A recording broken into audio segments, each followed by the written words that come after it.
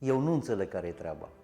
Deci refugiații ucraineni stau în hoteluri plătite de statul român de la buget, adică din taxele jecuite și de la tine.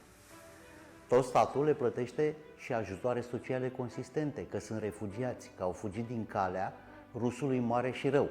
Iar sinistrații noștri stau în tabere de corturi și containere pe câmp, sunt dezbrăcați, vai de mama lor, că au fugit din calea apelor doar cu ce aveau pe ei. Și că ne dă ajutorul Uniunea Europeană. Dar de ce să ne dea ajutor Comisia Europeană?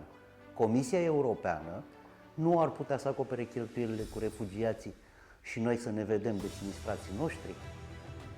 Și mai am un gând. El se învârte în jurul lui Arafat. N-ar fi mai bine dacă Arafat și-ar da demisia? Ori ar fi demis? Că acum când a venit dezastru, parcă i-a mai pierit din scrupulozitatea cu care aplica regulile în pandemie, când ținea musai să ne vaccineze pe toți, să ne amendeze dacă strănutăm, ori dacă ne deplasăm fără declarație.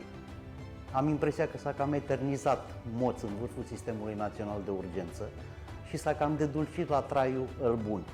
Fraților, și Ceaușescu, cât era el de dictator, mai aplica rotația cadrelor. Nu de alta, dar a observat că cadrele, ca să folosim o cacofonie binevenită, se cam baroneau pe moșiile date în administrare.